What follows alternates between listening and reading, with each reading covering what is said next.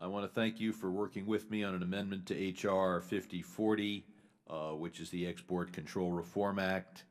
Um, I think the bill's excellent. I think the amendment makes it better. This amendment will ensure that the Department of Commerce, which licenses the exports of dual-use items, explicitly gathers information and takes into consideration whether a major export of controlled equipment or technology will have a negative impact on the production of items that are needed for our own national security here in the United States. So much of export control is we look at a particular weapon system and say, should that country be trusted with that weapon system? But what is just as important is that we control the export of manufacturing equipment and technology. We export far less than any other major country as a percent of our GDP. When an American firm sends technology and the ability to produce critical items outside the United States, we could call that as one small export, but it has a negative impact on our national security industrial base and our high-tech workforce. Um,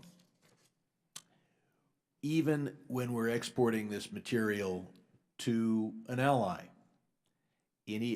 what we're doing is making that ally the country that will do the manufacturing using our technology.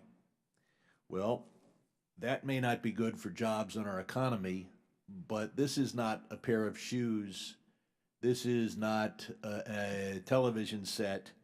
This is when we export jobs and industrial base in the military sector, in the dual-use sector, we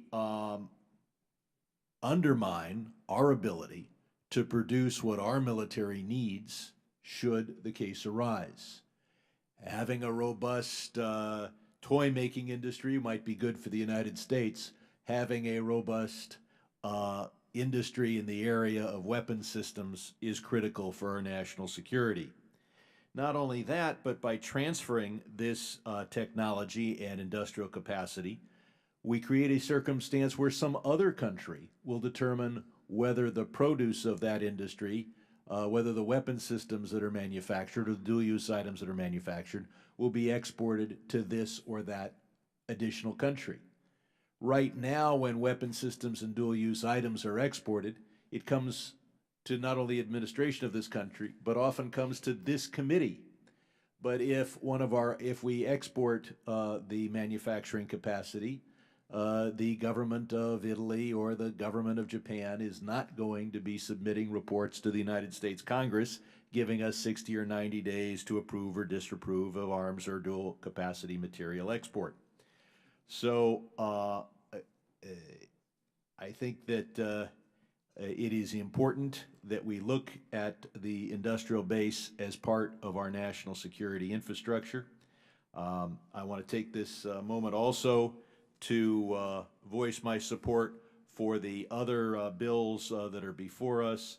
I particularly want to associate myself with the comments of Ms. Frankel from Florida and her excellent work on the Women's Entrepreneurship and Economic Empowerment Act, and associate myself with Mr. Castro from Texas's comments on the importance of Global Electoral Exchange Act, and commend him for his work on that.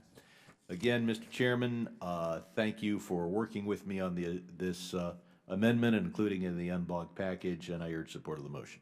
Thank you. I think Mr. Sherman puts his finger on the heart of the matter here, because the question is no longer, can it be the export of individual systems on dual use? It has to be the export of the know-how.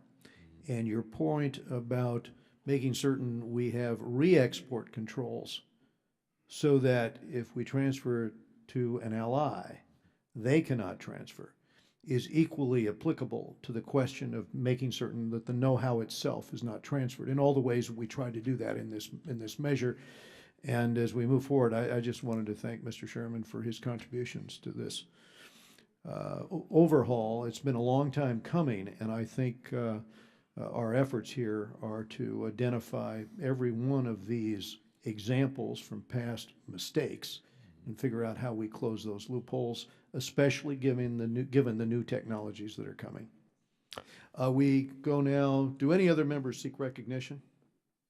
Hearing no further requests for recognition, the question occurs on the items considered en bloc. All those in favor say aye. Aye. All those opposed, no. In the opinion of the chair, the ayes have it, and the measures considered en bloc are agreed to. And without objection, the measures considered en bloc are ordered favorably reported as amended, and staff is directed to make any technical and conforming changes, and the chair is authorized to seek House consideration under suspension of the rules. And that concludes our business for today, and I want to thank Ranking Member Engel and all of our committee members for their contributions and their assistance with this markup today. The committee stands adjourned.